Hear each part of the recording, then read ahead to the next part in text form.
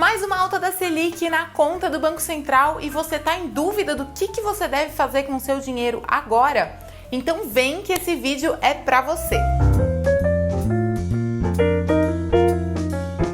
O meu nome é Paula Zogby, eu sou analista de investimentos da Rico e essa é a Escola de Investidores.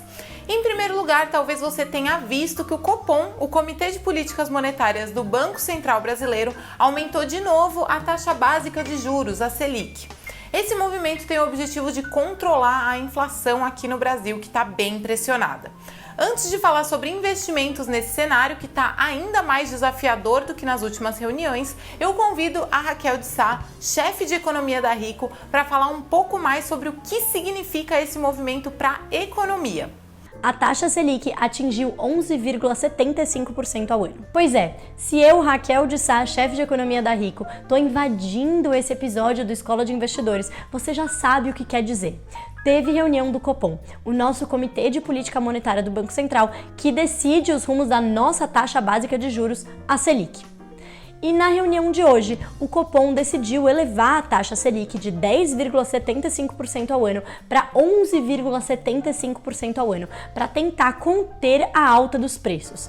Vale lembrar, gente, que a inflação de hoje, a inflação corrente, é super importante para o Banco Central, mas mais importante ainda é a expectativa sobre a inflação no futuro, porque essa elevação da taxa de juros demora um tempo para ser sentida na economia, mais ou menos entre 9 meses e 1 ano.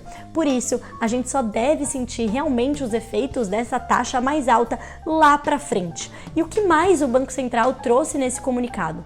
Ele mostrou uma preocupação muito grande com os impactos da guerra entre Rússia e Ucrânia na inflação global, que já estava bastante alta.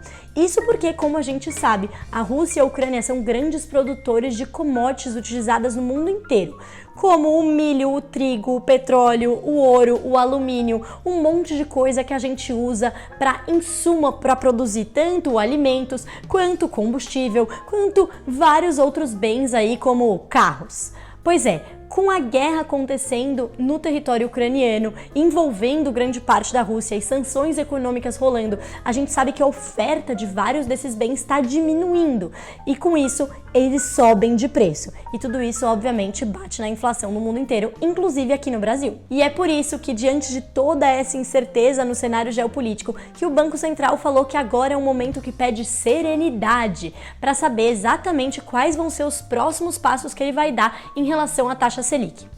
Isso significa que sim, a taxa deve continuar subindo na próxima reunião de abril e atingir 12,75% ao ano. Mas a partir daí fica mais difícil saber para onde ela vai, justamente porque a gente vai aguardar maiores comunicações do Banco Central e o Banco Central, por sua vez, vai aguardar mais dados sobre a inflação e mais informações sobre o conflito no leste da Europa. Agora que você já sabe o que acontece com a economia, eu vou te contar o que acontece com os seus investimentos, o seu dinheiro que está lá para render. Em primeiro lugar, os investimentos em renda fixa ficam ainda mais interessantes aqui no Brasil. E isso em um cenário de bolsa estressada por conta de todo o cenário geopolítico e inflacionário. É importante isso para aquela parcela do seu dinheiro que você investe de forma conservadora, como a reserva de emergência e outras finalidades de curto prazo, por exemplo. Mas não necessariamente a renda fixa vai ser o único tipo de produto financeiro na sua carteira. Para o dinheiro que você só vai usar no longo prazo, daqui 3, 4, 5 anos ou mais, a renda variável tende a trazer maiores retornos, apesar de oscilar mais para cima e para baixo no curto prazo. Isso não muda mesmo com a Selic mais alta. Como eu invisto então? Bom, com ou sem uma extensão maior da guerra na Ucrânia, os próximos meses tendem a ser bastante turbulentos para o mercado, com a inflação ainda mais pressionada e as eleições a caminho, além da situação das contas públicas, para falar só alguns exemplos. Em cenários como esse, é importante ter investimentos que te protegem da volatilidade, como a própria renda fixa indexada à inflação ou a pós-fixada, aquela que a gente já explicou em outra escola de investidores, que oscila menos do que as outras. Eu vou deixar aqui o link dessa escola sobre marcação a mercado. Na renda variável, o que mais faz sentido agora é buscar ações e ativos mais defensivos, como empresas de commodities, que protegem a sua carteira dos movimentos inflacionários trazidos e exacerbados pela guerra e pelos desafios na cadeia de produção. Esses são os portos seguros que a gente tem no mercado hoje para ajudar o seu dinheiro a não oscilar tanto assim, mesmo no curto prazo. Fora isso, uma coisa não muda. Continua sendo muito interessante e muito importante diversificar entre classes de ativos, mercados, setores e tudo que a gente já mencionou na escola sobre diversificação, que também está linkada.